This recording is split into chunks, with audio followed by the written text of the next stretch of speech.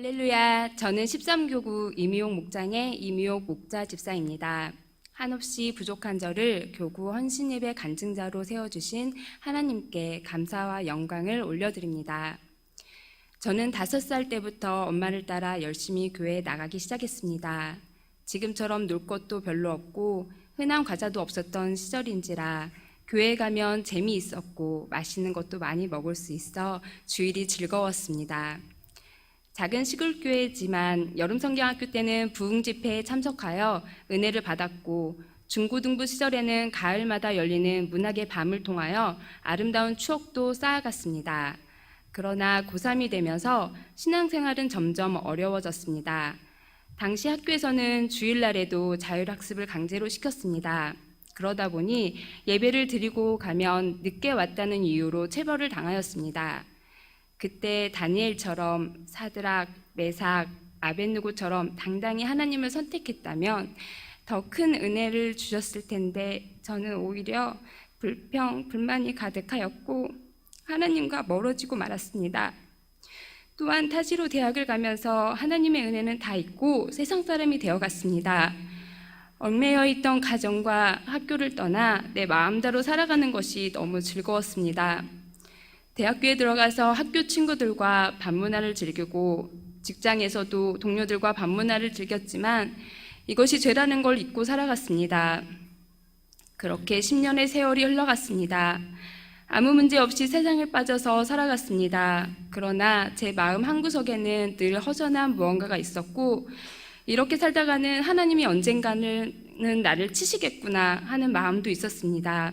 그럼에도 저는 그런 불편한 마음을 일부러 잊은 채 여전히 하나님 없는 삶을 살아갔습니다.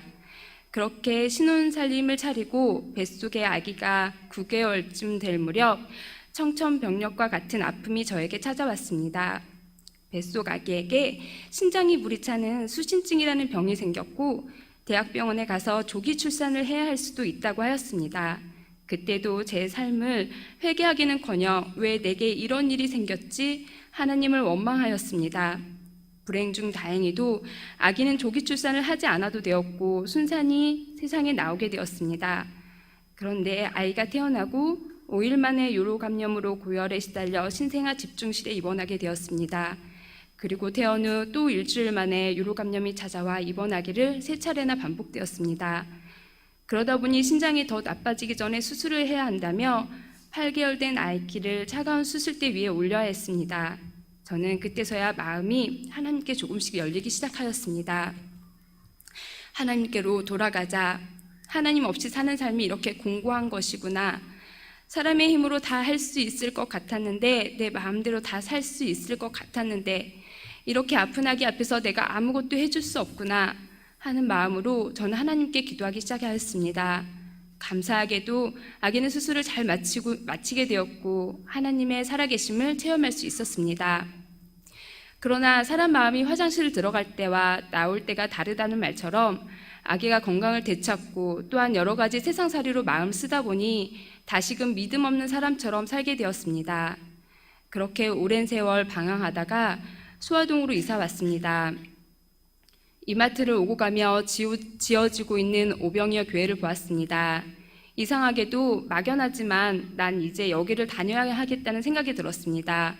그리고 아이를 이 교회 선교원으로 등록시키기 위해 상담을 하였습니다.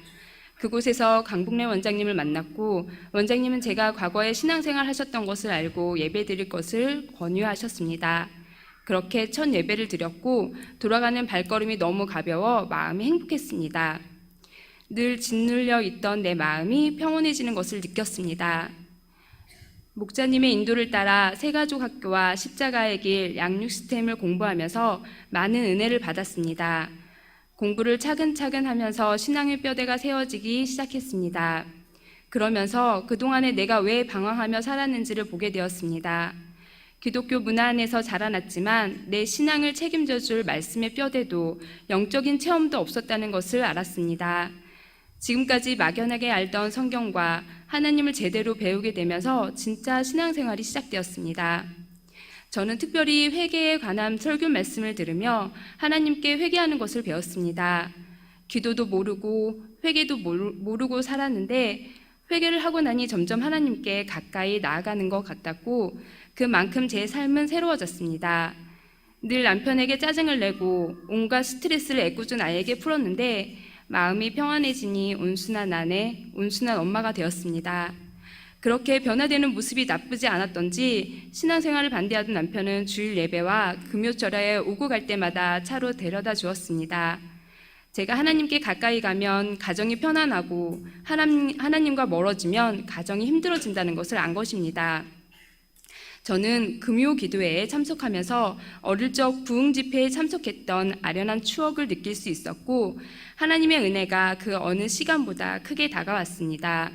한 번은 회개하지 않으면 하나님의 은혜도 축복도 없다는 목사님의 메시지를 마음에 새기고 기도하였습니다. 뜨거운 눈물이 쏟아지며 회개 기도가 터졌습니다. 그렇게 한참을 통곡하며 기도하는데 순간 눈앞에 하얀 천에 둘러싸인 십자가 환상이 보였습니다. 세찬 바람이 불더니 흰 천이 찢겨 날아가고 나무 십자가가 드러났습니다. 그리고 떨어지는 하얀 천에는 붉은 피가 묻어져 있었습니다. 그리고 제 마음에 이렇게 예수님이 피를 흘리셔서 지금 내가 회개하는 이 모든 죄를 용서해 주셨구나 하는 감동이 왔습니다. 지금까지 하나님을 떠나 살고 늘 방황하던 나이지만 하나님이 나를 용서하신다는 사실을 체험할 수 있었습니다. 탕자가 돌아오기를 기다리시듯이 늘 나를 기다리시며 여러 가지 방법을 통해 하나님이 저를 불러주셨고 이렇게 모든 죄들을 용서해 주시는 하나님의 뜨거운 사랑을 만날 수 있었습니다. 내가 하나님께 등을 돌리고 외면하였지만 하나님은 늘 저를 부르고 계셨습니다. 하나님 한없는 하나님의 은혜에 감사 또 감사합니다. 다음으로는 교구 기도회를 통하여 받은 은혜를 잠시 나누겠습니다. 최근 교구 기도회에 참석하여서 마음을 다해 하나님을 찬양하고 뜨겁게 부르짖으며 기도하였습니다. 모든 순서가 다 끝나고 나서 목사님은 앞에서 대적 기도를 하셨습니다. 그런데 이때 10여 명의 사람들이 재채기를 하고 구토를 하고 눈물을 흘리기 시작했습니다. 제 안에 있던 악한 영도 견딜 수 없어서 드러나기 시작했습니다. 악한 영은 눈물을 흘리며 나갈 수 없다고 하였습니다. 그렇게 영적인 전쟁이 벌어졌습니다. 저는 이 일을 경험하고 나서 너무나도 분하고 억울하였습니다. 지금까지 내가 기도하지 못했던 것, 믿음으로 살지 못했던 것, 하나님께 헌신하지 못했던 것이 다 마귀에게 속은 것임을 깨달았습니다. 담임 목사님으로부터 그렇게 많은 영적인 이야기를 듣고 우리의 육체 안에 마귀의 집이 있다고 하는 것을 들었으면서도 실상은 이것이 무엇인지 모르고 있었습니다. 분노, 혈기, 고집, 탐욕, 교만, 거짓, 상처, 질병 등과 같은 것이 마귀의 집이 되었고 악한 영들이 수는 장소가 된다고 늘 들었는데도 전혀 이해하지 못하고 있었습니다. 이 말씀을 실제로 경험하고 나니 온몸에 소름이 돋았습니다. 정말 마귀에게 믿음도 영생도 건강도 빼앗기지 말고 신앙생활 해야겠다는 생각이 듭니다. 이 일을 통하여 전도 나갈 때 찾아왔던 갈등이 사라졌습니다. 아이 양육을 핑계로 전도하지 않을 때도 있었고 기도 모임만 하고 올 때도 있었습니다. 또한 전도를 나가기는 했으나 사람들에게 복음을 담대하게 전하지 못했습니다. 그런데 이러한 갈등이 사라지고 예수님 믿으세요 외치는 일이 기쁨으로 다가왔습니다. 강하고 담대한 마음으로 복음을 전하게 되었습니다. 또한 지금까지 어두운 새벽에 나오는 것이 무섭다는 이유로 새벽 기도를 하지 못하였습니다. 그러나 이제는 이런 것들이 전혀 핑계가 되지 않습니다. 담대하게 새벽을 깨워 기도하게 됩니다. 절대적으로 기도가 필요하고 기도 외에는 다른 방법이 없다는 것을 알았습니다. 끝까지 믿음으로 싸워 영적 전쟁에서 승리하고 이기는 자에게 주시는 하늘의 복을 받기를 소원합니다. 다음으로는 전도 사례를 말씀드리겠습니다. 첫 번째 전도 사례는 친정 아빠를 전도한 일입니다. 둘째 아이를 임신하고 막달 때 친정 아빠가 간암 말기 선고를 받으셨습니다. 길어야 3개월 정도 사실 수 있다고 하는 사형 선고를 받으셨습니다. 아무런 대책도 그 어떤 치료책도 없었습니다. 친정아빠의 육신의 죽음도 안타깝지만 하나님을 모르고 이 세상을 떠나야 한다는 사실이 너무나도 가슴 아팠습니다. 그래서 아빠의 영혼을 위해서 눈물로 기도하였고 신앙생활할 것을 권면하였습니다. 감사하게도 아빠는 돌아가시 전 한 달 동안 주일 예배에 꼬박꼬박 참석하셨습니다. 금요 기도회에도 오셔서 담임 목사님께 기도도 받으셨습니다. 그런 기도 덕분인지 아빠는 고통 없이 거짓말처럼 편안하게 돌아가셨습니다. 돌아가신 후 어느 분이 우리 아빠를 꿈속에서 본 이야기를 해주셨습니다. 아빠가 푸른 들판에 앉아 찬송가를 부르고 있었답니다. 하나님 나라에서 평안하게 계신 것을 보았다고 말씀하셨습니다. 아빠는 비록 죽음을 앞두고 한 달 동안 신앙생활을 하셨지만 구원은 하나님의 주권이니 우평강도가 마지막에 구원받은 것처럼 우리 아빠도 하나님의 은혜로 구원받을 수 있겠구나 하는 마음이 들었습니다. 비록 평생을 하나님을 떠나 사셨지만 마지막 순간에 하나님을 붙잡고 하나님 나라 가셨다고 믿습니다. 저는 연세가 많으신 분들을 전도할 때면 혹 우리 아빠처럼 구원받을 사람이 있지 않을까 기대하는 마음으로 전도하게 됩니다. 한 생명이 천하보다 귀하다고 하셨는데 마지막 순간이라도 임종을 앞두고서라도 회개하고 예수를 믿을 수만 있다고 한다면 그보다 더 귀한 일은 없을 것 같습니다. 다만 하늘나라에서 단 한 평의 집도 없이 들판에 계시는 아빠를 생각하면 아쉬울 따름입니다. 이렇게 좋으신 주님을 조금 더 일찍 알았다면, 젊어서 신앙생활 하셨다면 얼마나 좋았을까 생각해 봅니다. 두 번째 전도 사례는 제 남편입니다. 남편에게 함께 신앙생활할 것을 늘 권면하였지만 완강히 거부하였습니다. 정성 들여 제사를 지내는 부모님 아래 자란 남편은 어릴 적에도 교회는 한 번도 나가본 적이 없었다고 합니다. 그러던 남편은 친정아빠가 아파서 올라오셨을 때 함께 예배를 드려야 하는 상황이 생겼습니다. 그렇게 한 달을 꼬박 친정아빠를 모시고 함께 교회에 출석했습니다. 저는 남편이 그러다 말겠지 하였습니다. 그런데 아빠가 돌아가신 이후로도 지금까지 주일 예배만큼은 열심히 나오고 있습니다. 아빠가 천국에 가시면서 사위도 천국 가는 길로 인도해 주신 것 같습니다.